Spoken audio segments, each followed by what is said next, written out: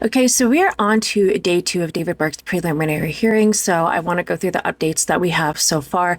Again, we're going to use the source of LA Mag and Lauren Conlin being back in the courtroom because she gives out just solid facts, and that's the style of reporting that I like to do.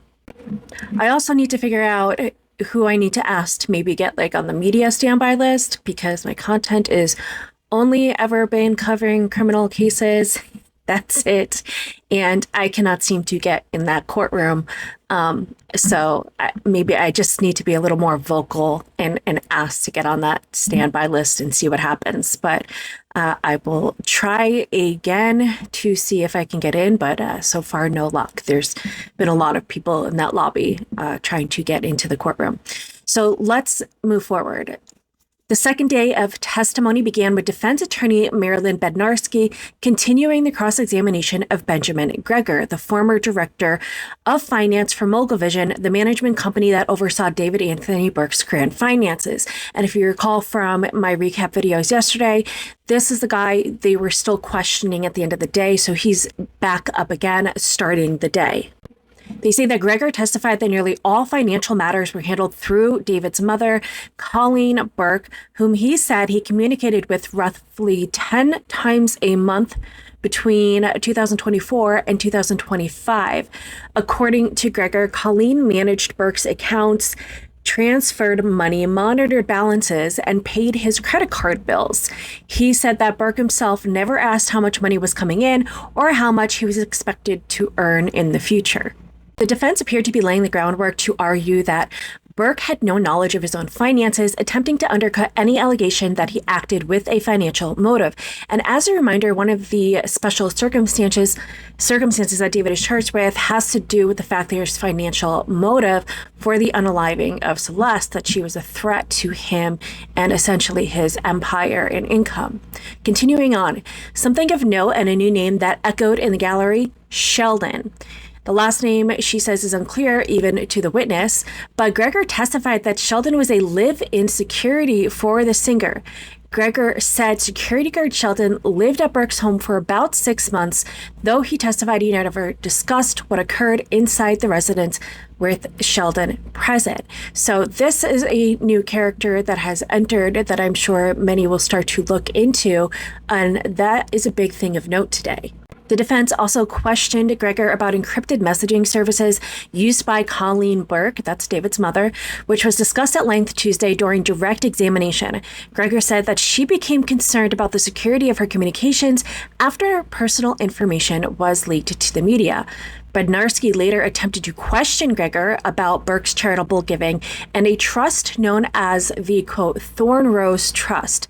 But prosecutors repeatedly objected on relevance grounds, and Judge Charlene Olmedo sustained the objections, explaining the line of questioning was not relevant to determining probable cause.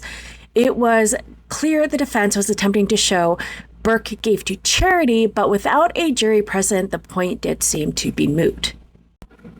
On redirect, prosecutors tried to further reveal the extent of Burke's involvement in his own finances, aiming to show that he was involved after all. Although Gregor acknowledged Burke bought homes and signed contracts involving money, he testified that he personally never reviewed financial matters with the singer one-on-one. The ADA Beth Silverman noted that Burke had a separate bank account and a separate credit card that he managed himself. Gregor said that he was unaware. Silverman then moved to questions surrounding 14-year-old Celeste Rivas Hernandez. When asked, Gregor testified he never discussed travel plans involving Burke and Celeste with Burke's mother or former manager Josh Marshall, including whether Burke had purchased the airline tickets for Celeste to travel to London. However, Gregor acknowledged that he later spoke with Mogulvision's Robert Morgenroth about whether or not Celeste had actually traveled to London. He testified that the conversation did not include any discussion about traveling to Texas, just London, and the flight purchases appeared to come from one of Burke's personal accounts rather than an account managed by Mogulvision. The redirect concluded with prosecutors asking whether Gregor had ever discussed allegations involving fake IDs, parties at Burke's home, or drugs and alcohol with security guard Sheldon. Silverman hinted that Sheldon spent ample time with Burke and Celeste and even allegedly drove them around to parties. So again, the Sheldon character is somebody that we would expect to maybe in the future, if this goes to trial, to hear more from. Prosecutors next called Louis Pomeroy, sorry for butchering the name, Vice President of Finance at Interscope Capital, who testified he has worked for the company for 3 years and reviewed Interscope's financial records related to Burke's music career. Louis said that he examined payment records, agreements, and tax documents covering 2022 through 2025 and reviewed a summary of the money Interscope paid to Burke and his affiliated entities. He also testified that he reviewed a December 2025 termination letter sent by Interscope to Burke's management company, Mogul Vision, which was signed by Jason Kawaza, Interscope's head of business affairs. So they officially ended then the relation that they had with David and his music just in the end of December of last year. According to the summary introduced into evidence, Interscope paid around $950,000 in 2022, $3.869 million in 2023, around $186,000 in 2024, and $2.277 million in 2025 to Burke, David Entertainment LLC, and other affiliated entities. That is a boatload of money. The 2022 and 2023 payments also included deposits into Burke's Coogan Trust, which is a court-protected account required for child performers in California, where 15% of a minor's earnings are set aside and cannot be accessed by parents or guardians. So that must have been just when he was starting out. When prosecutor Beth Silverman asked whether those funds were reserved exclusively for Burke, Pomeroy replied, "That's my understanding." Prosecutors continued to push that Burke did access his own finances. The records also showed Interscope guaranteed Burke $3.2 million for his first album, with roughly $200,000 allocated toward legal fees, and $1.5 million for his second album, with half of the recording commitment paid up front. Louis further testified that Burke earned an additional sum around $485,801 through brand partnerships with companies including AMC, Hollister, Crocs, and Bose, while another $653,000 was paid for tour support, marketing, and media-related expenses. Some financial figures are subject to revision as the court exhibits have not yet been made publicly available. The amounts above are based on real-time notes taken by reporters inside of the courtroom. See, I appreciate notes like that. During cross-examination, Marilyn Bednarski focused on Burke's Coogan Trust, questioning Louis about who solely controlled the account and what happened once Burke turned 18. Bednarski asked whether Burke had exclusive control over the trust funds and whether anyone in his family could have accessed the money, but Louis testified he could not answer those questions. Bednarski noted that Burke turned 18 in 2023 and acknowledged the payment summary introduced into evidence did not show any Coogan Trust payments after 2023. Bednarski attempted to go over Burke's prior contract with Interscope as well. However, Louis seemed to have trouble understanding the line of questioning, which seemed to slow down the proceedings. That's going to wrap up part 1 of me for day 2 for the preliminary hearing update. So what we're going to go into in the next video is how prosecutors called up a witness from the California Highway Patrol, and that's where they discovered Celeste's passport card in Santa Barbara and everything there. So that's what we're going to cover next. I am interested to see more about the Interscope relationship personally, as somebody that worked in this entertainment industry for a decade.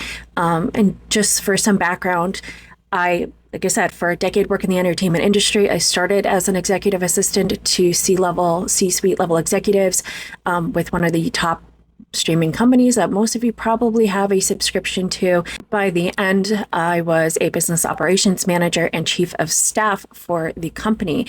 So my entire relation in this entertainment industry is I've always worked with the top executive of these companies and understand a little bit more of the inside and how it works. And something I have always said is if you want to know information in these companies and things that are going on, talk to the assistants in these companies. They know everything. You get everyone's information. You have people's individual social security numbers, all legal documents to help with travel.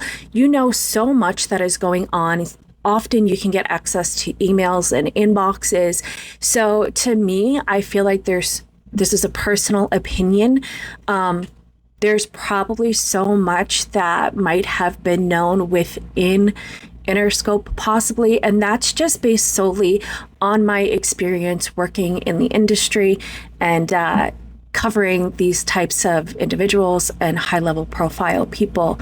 They need a lot of help, and they get that help through assistants, through chiefs of staffs. You get access to so much information. However, I completely understand that if you are wanting to hide information, that you can absolutely do that. So we see that when they're talking about that this booking and the billing that we saw on the credit card for one of the airline tickets, the billing did go to David Burke. So it was on his personal credit card that wasn't tied back to the company.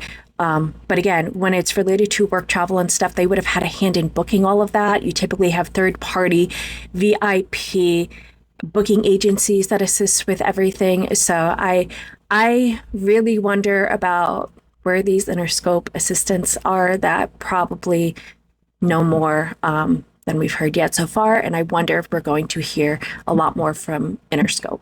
Thanks for tuning to part 1 of the day 2 coverage. I will see you over in part 2 that I'm going to record right now.